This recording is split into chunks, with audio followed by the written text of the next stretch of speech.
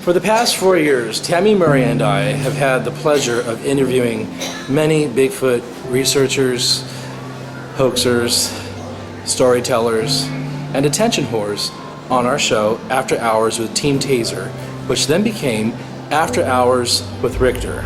All right, we are now live and welcome. Hello, this is our very first webcast. It is After Hours with Team Taser. Well, I've always been interested in Bigfoot, but I think that, as with a lot of people, it's been rekindled with the television show Finding Bigfoot. We've had co-hosts that included Steve Alcorn. Hello? Is this thing on? Cryptozoologist Nadia Moore. And I'd like to say that I really hope she has good data. I hope there's something out of 5 years of analysis that can be used, because I would like nothing more than to have this species known and accepted. We had the late Sally Petrie on our show. Joining us for the first time is Sally Petrie, all the way from Indiana. She is our After Hours paranormal investigator. And when I'm not doing investigating for After Hours, I am with Creepy Legends Paranormal Research. And I am so glad to be here. We've built up quite a few memories. And it's time the show comes to an end. Life goes on. And we feel that it's time to go out on a high. And our show changed when we had Dr. Jeff Meldrum on 4 years ago. Okay, Dr. Meldrum, the question is, you spoke of a flood of information. How many Bigfoot-related emails and a stream of and volume of information do you get a week, and how many do you immediately dismiss? Some of the email traffic has been replaced by Facebook messaging, but I mean, on a daily basis, I haven't thought about it on a weekly basis. I mean, I get literally dozens on a daily basis. I have to say, unfortunately, that the majority of stuff that gets posted or that gets emailed to me can be immediately dismissed. We became something more than that was just a fanboy Bigfoot show. We then became a competitor in Bigfoot media on YouTube. At the time, Bigfoot media was predominantly the blog talk radio. There was the Abe Del Rio show, there was Sasquatch Tonight, I believe, among many others. And there weren't too many Bigfoot webcasts. There was Extinct that Rose Sahibi was doing with Sean Evidence and Team Taser. And After Hours with Team Taser, which was our show, was created to complement theirs. Well, Team Taser imploded. And it was not a team, it was all about Michael Merchant. And this man felt threatened by some of us, including me, who were getting attention. And when we first had Dr. Meldrum on our show, After Hours became something more. And Tammy and I were released from Team Taser. So we had to come up with a name. And we became After Hours with Rictor. And then I was fortunate and was cast on the $10 million Bigfoot bounty. And I increased and improved my video editing skills, and our show became the success that it is today. No other Bigfoot webcast can compete with what I can do. And in order to improve myself, I need to cut back on certain things. And that's why After Hours with Rictor is coming to an end. I don't know what the future is going to entail. It will include Tammy. People that are good to me and are a part of my life will always be a part of my life, and I will always incorporate and include them in whatever that I do. So this is not the end of Tammy Murray, and definitely not the end of Rictor Riolo. So, I don't want to cry. I just want to say thank you. And the world of Bigfoot has been a fun and exciting place, and I'm not leaving it, nor is Tammy.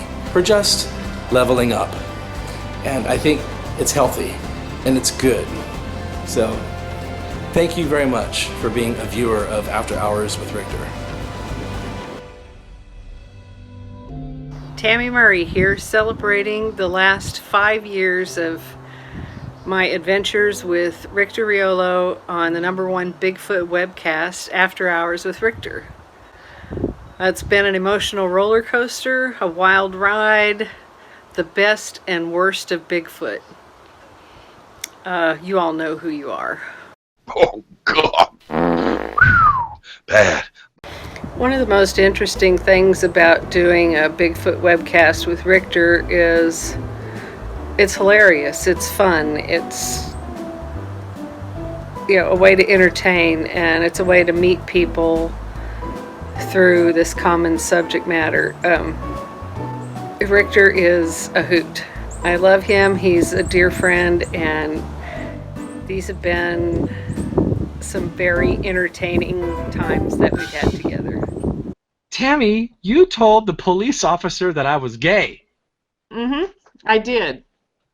I also told him that we had the #1 Bigfoot webcast. And that, yeah. So I'm like, That oh, did break shit. the ice. That did break the ice. Okay, good, because then I used that as my angle. Because then I'm like, okay, so they know I'm gay. Great. And then Tammy's like, well, they can know just by looking at you. So, duh. From the very beginning, when we were in the Team Taser group with a bunch of so-called Bigfoot researchers, scientists, I use those terms loosely. It's been a comedy. Speaking of Rictor, I'm gay! We have met some very colorful characters and made some really good friends in the last 5 years, and it's just been great. I've sold a lot of Bigfoot pendants to people in the Bigfoot world, and I'm not making those anymore, so I hope you enjoy your little works of art, because there won't be any more like those. So I have a very few left, and I'm keeping them. Okay, here is a pendant from that's handmade out of fused glass. Okay. I cut these out myself, and this is our gift to you for helping us out with After Hours. And it's from SweetSassyGlassy.com. Awesome! There you go. Well, thank you very much. Thank you. You're welcome. Okay. Another hug. Bigfoot to me has been a comedy of errors, I guess. There is no evidence really that Bigfoot exists definitively. None of it has proven the actual existence of another species in North America. So, here we are. We're living with a legend right now, and there's a handful of people that are keeping that legend alive. The #1 person who keeps the legend of Bigfoot alive is Bob Gimlin, in my opinion. He's been our best interview. He's been the most colorful character, very sincere, very genuine. If you could sit here, I'm tearing up, okay? If you could sit here with this man and feel his kindness and his honesty, I think you would all believe in Bigfoot. Thank you, Tammy. You're making me cry. Tammy, thank you. You can cry as much as you want. Can I cry on your shoulder? Yes, you can cry. You can cry on my shoulder, and I'd be honored that you take my clean red handkerchief and wipe your pretty eyes out, and that would make me happy. Oh my God, people! I'll tell you what. I love you, people. I love you, and it's from the bottom of my heart. It's not just from here. It's from here. And whether it's real or not, he's been the best of the best. Some of the other great people that we've made friends with interviewing in After Hours, Todd Neese, Diane Stocking Neese, Jeff Meldrum, Cliff Barrickman, and his beautiful blue eyes. Some of the silliest, Matt Moneymaker. Television shows like Finding Bigfoot, of course, have rekindled the world's enthusiasm for Bigfoot. It's a marketing adventure for hoaxers. As far as the friends that I've made, the small circle that are still with me are friendships that'll last forever. So it's more about the people than it is the subject matter. Bigfoot is a common interest to bring people together. So it's a great excuse to get out in the woods, go camping, go play outside, get cool toys, thermal imaging units, and guns. If you're out to shoot a Bigfoot, which I really would like to do.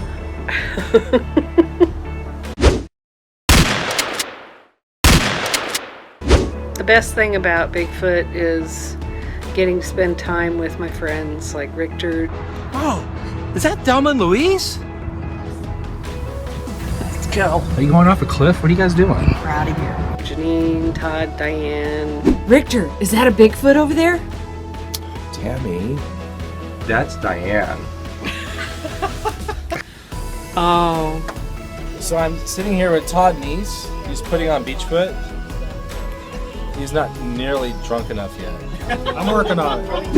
And all of the other people, Sean, Sherry, even got to spend some time with Justin Smiha up in the Sierras. But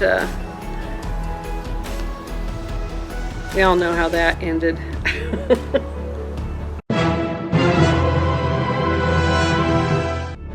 Bigfoot has become on Facebook one of the ugliest environments next to politics and religion that I've ever seen in my life. There are very few Facebook groups that are focused on Bigfoot that don't have silly drama, ugly drama, drama. That's Bigfoot for a lot of people.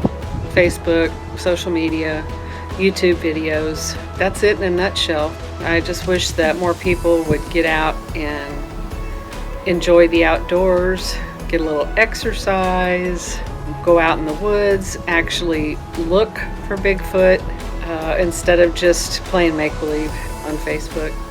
But back to After Hours. After Hours is a fantastic webcast. You will not find the quality of graphics and editing anywhere on YouTube like you will find on After Hours with Rictor. He's taken it to a whole new level. It's very professional, it's fun, it's entertaining. You should go back and watch a bunch of the old episodes. They're fabulous. So as the sun sets on the greatest webcast ever done on the subject matter of Bigfoot, I'd like to thank all of you for your interaction, whether it be positive or negative, because you, the fans, are what it's all about. And it's been a real pleasure doing this webcast for 5 years with Rictor. And all of the other people that have participated, all the people that we've interviewed, it's been great hearing their stories. It's beyond words how much fun you could have playing around on the internet. Tammy out. My award for most comical Bigfooter ever goes to Matt Moneymaker. Shut up! Welcome to After Hours. My name is Rictor. I am your host. Rictor! What? Leave him alone! This shit is real. Now we got Rictor going. We're going to have to hear about it all night. Yeah. That's a bunch of screaming memes out there, and that's the scoop that has been reported so far. Thanks for dropping me like a stud. I'm not interested in believing in something. Either it's real or it's not. By your opinion that you are no-kill, you are dooming the species to be extinct. They are what they are. It doesn't matter what we call them. Let's remove ourselves from them a little bit. And I think that's something that the Bigfoot community can actually learn a little bit from. I actually am trying to push the envelope of science here. When are we going to make a video, Rictor? And I mean not an X-rated one. Dr. Todd, you've also been called the scoff dick.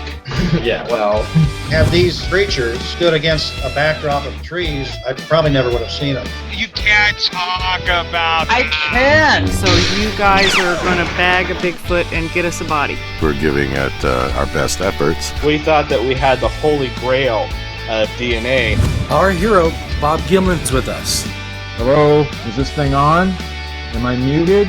Can you hear me? Hey, Rictor, I've got a question for you. How does it feel to lose Bigfoot bounty? My question is, why do you think Bigfoot is real? Rictor does put a lot of effort into his costuming, doesn't he? Yeah, well, I mean, by effort, if you mean bending over and picking up whatever's on the floor. My. Well, in my opinion, After Hours with Rictor is the #1 Bigfoot webcast. What's your name again?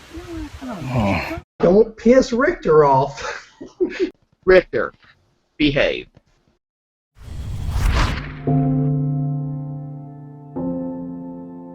Hey, welcome to After Hours with Rictor. You'll never guess who's sitting next to me.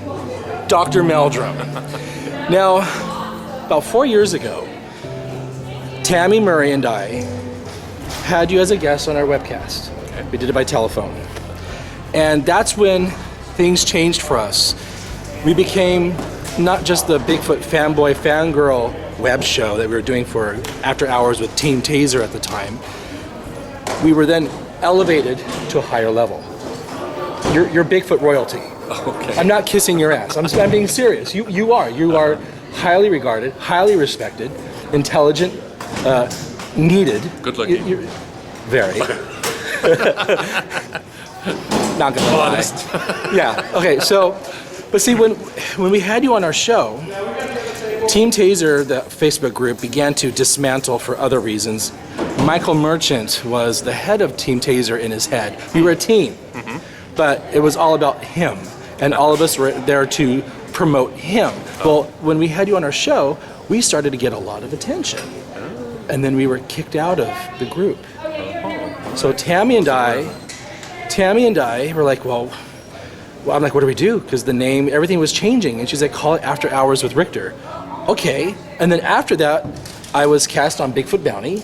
Oh, and then right. Then everything changed, and then I learned really good video and editing skills, and my show has actually turned into an actual show. If you watch from the very beginning, the progression of After Hours has changed considerably with my editing skills, guest content, beginning with you. You changed everything. And I wanted to have you here as our final guest and talk about the past 4 years. And Tammy couldn't be here. She's here with us in spirit. In the past 4 years, we've had on our show scientists, researchers like Bob Strain. We've felt it was necessary to get the input of hoaxers. We've had Rick Dyer, because everybody's throwing mud at him. Let's give the guy a chance to speak for himself. Oh, we got spanked for it. But I believe in being fair. You have to be fair. You can say, this person's a jerk or an asshole in the world of Bigfoot, but give them a chance to speak. And we did. And or burn and pee on my book. Either one. Oh, he did do that. He did. So he's held in high regard by me, obviously. I think he's also done stuff to Lauren Coleman's book, too. Probably. I'm sure I'm not the singular object of his. And in the world of Sasquatch research and lore, the woo mentality has really taken over because of social media, because of people, Dr. Matthew Johnson, demanding followers and that his word not be challenged, and equating himself with John the Baptist. Oh, really? I wasn't aware of that one. Okay. And now that Bigfoot has healing powers and can heal you. It's scary. It's really, it's changing. Sure. what are your hopes for the future of Bigfoot research? Well, I sort of put out a little bit of a clarion call here tonight. I've been doing that at the last several events I've spoken at, and that is to call for citizen scientists to kind of shed this amateur investigator label and rise up to the occasion of helping to push towards what I see now as an attainable goal, that is scientific recognition of the legitimacy of the question. I mean, obviously proof is yet to be forthcoming. Yeah, but, no data. But these aspersions from the ideological skeptics that there's not one shred of scientific evidence are just completely false. And so, but the citizen scientists have to Citizen scientists, backyard research citizen scientists. That's right. That's nice. That's a nicer spin on it. Well, it is. Instead of amateur hour, citizen scientists. There's a precedent for citizen scientist programs in various disciplines. I was speaking to, there was an academic that was here who specializes in the conservation of felids. And she works through a zoo on a number of citizen scientist programs. And so she was quite intrigued actually by that application in this situation. So, but the idea is to discipline and increase the rigor so that anecdote becomes data through the proper documentation and objective and critical thinking in the evaluation of experiences and the collection of evidence that can be added to the overall data set. Right. So, how do you keep from becoming cynical after all these years, letdowns? Sure. Well, it's it speaks to the fascination of the subject matter itself that keeps me engaged, in spite of the the upstream struggle, both in my own professional circles and sort of the mixed bag of associating with these kinds of events and so forth. I mean, today especially, I was sitting there, and at times my stomach was just dropping down to my ankles at the things that were being said, and just thinking, is it worth it to even bother? But then coming to the conviction that it is. I mean, returning to the conviction, not coming to it. Right. Returning to the conviction that it is, and you look out over this almost 700 people here this evening, and as I said to them, there's a huge wealth of potential here, and if people will focus a little more, as I said, this is a point of departure, I think, where what do you call it, the woo train. The woo train's going off, veering off, and it's going farther and farther afield, whereas people are creating their own answers for the questions. Well, exactly. Whereas the train that I'm on is I think bearing down on a destination, a nearby destination, where the attitude of the scientific community is shifting, and there now is a context for relic hominoids to exist. The notion that there could be other species living alongside us, which 20 years ago was 40 years ago was contrary, was askance of the entire prevailing paradigm in anthropology. That there could be just us and nothing else. It wasn't just kind of an arrogance. It was, in some levels it was, but it was intrinsic to the prevailing paradigm, what was called the single species hypothesis. And that was a long time in giving way to the recognition of multiple species, and now the recognition that many of those species have persisted until more recently than has ever been acknowledged previously. Well, Cliff Barrickman thinks that the orang pendek is going to be possibly proven to be real before Bigfoot. Right. Well, that's very, very possible. It's like a much more limited habitat and confined to these islands. Right. And you don't have hoaxers over there, like over here you do. Yeah, right. Well, that's the hope. That's the hope. I mean, as soon as money enters the equation, and so when he hires someone to collect and document evidence for him, then there always is that risk, that temptation is too great for someone to make a little extra money by salting the mine. Getting a little bit of notoriety. So we have to scrutinize everything, and that's one of the challenges of this discipline. It's not like other wildlife biologists who go out and collect data. They never have to scrutinize whether that data could have been, or that those experiences could have been hoaxed. But we do. We have to. There's a winnowing process at the very outset, and then we have to apply rigor to the analysis of what remains after you've kind of blown the chaff to the wind. So. Over the past few years, we've had TV shows like Finding Bigfoot, $10 million Bigfoot bounty, Monster Quest. You know, so Bigfoot is entertainment, and that's Tammy's quote of 2016. Every year she has a new quote, and that's her quote. Bigfoot is big business. It's entertainment. Oh yeah, there's a dimension that's certainly there. Yeah. Right. Yeah. And we're all a part of it. Well, sure. Well, yeah. I'm a part of it. Absolutely. I'm honest about it. I call myself an attention whore. I am, and I'm the only one that's authentic about it. Sure. You know? Yeah. You have people out there, and here's my quote for 2016. If you're a white man making YouTube videos saying that's a Bigfoot, you're lying. Yeah. Yeah. Okay. I can see that. Yeah. I mean, I can see where that comes from. I mean, right. Yeah. Exactly. Yeah.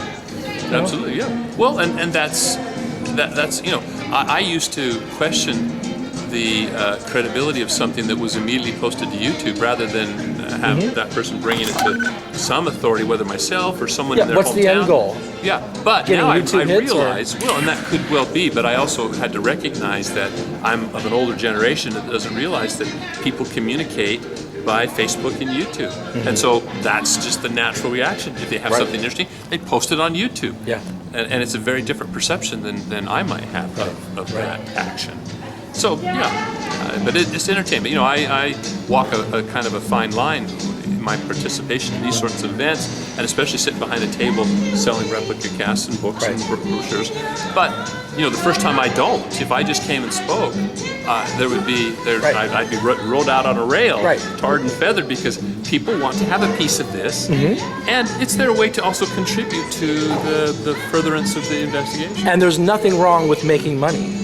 We all have bills to pay. Well, that's right. We have bills to pay. Yeah, absolutely. And research, you know, someone tonight said science is a cost. It's expensive. Oh, absolutely. And so to get the equipment that you need in the field, to travel to the sites, I mean, I'm in Pocatello, and my preferred field sites are some distance away. And so there's time and travel costs to get there to start, let alone have the equipment in hand to do the kinds of field investigations I would like to. So, yeah, sure. You know, I don't, no one's holding a gun to the heads of the people who come and buy my book. Absolutely. Another quote of mine is that, for this year, is that you need to know your researchers and you need to know your hoaxers. So, I wish I could point to one. That's a hoaxer right there. So that's not really a Bigfoot researcher. She's hoaxer. She's going to put a Bigfoot body on that table. No, in all seriousness, you need to know. You can't just be blindsided. You need to be fully aware of everyone in the Bigfoot world if you're taking it seriously. About a year ago, Dr. Jeffrey Meldrum, here at Summit, I believe, or did you say it on the... About a year ago, about a year ago, Dr. Jeff Meldrum called what the Bigfoot community perceived to be a hoaxer his colleague, Todd Standing. And some researchers that are high up there on the ladder kind of went after you, Kathy Strain.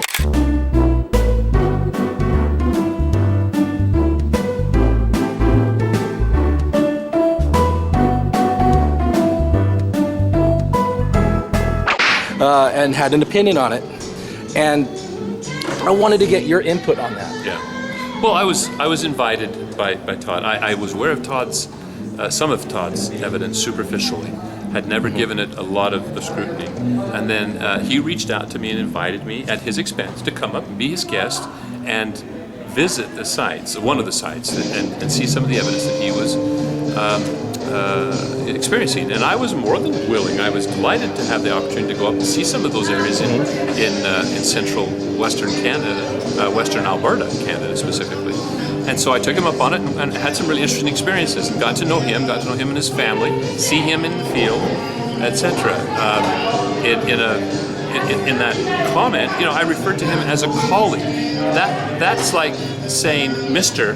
You know, it's just giving deference to anybody. I wasn't saying that we were collaborating or that we were.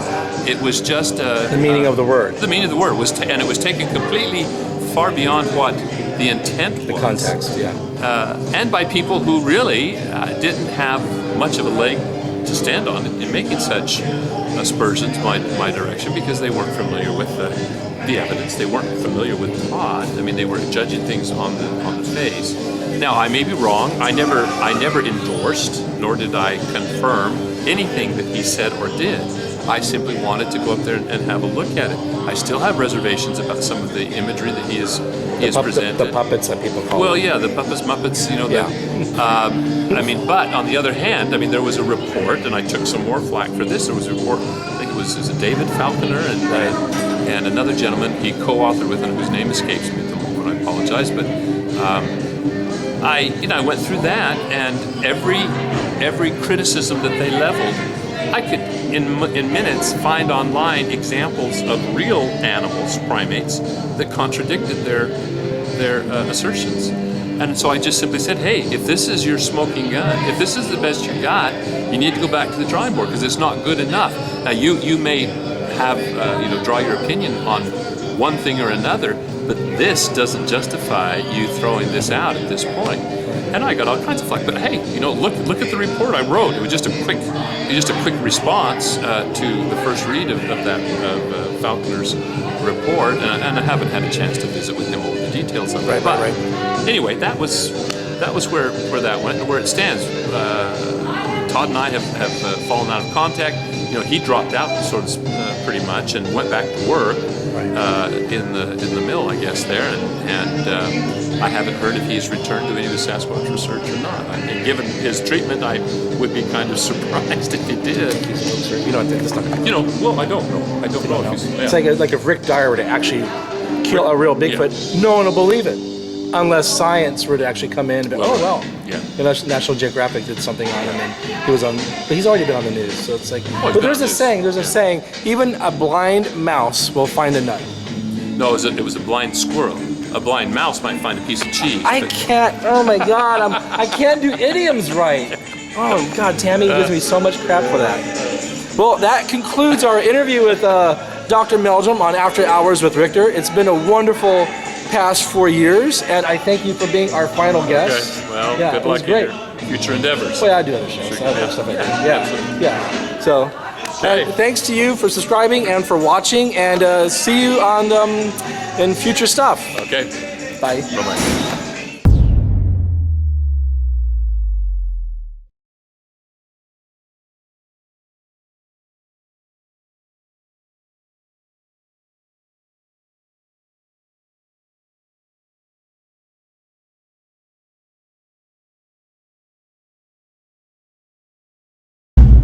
Make your life exciting. Don't make it in a bookstore. Come on, get out of the bookstore, Steven. I have no life. It's all Bigfoot. I have no life. It's all Bigfoot. I have no life. It's all Bigfoot. I have no life. It's all Bigfoot. Get out. Go into the city. Go into the city and you can find friends. Real friends.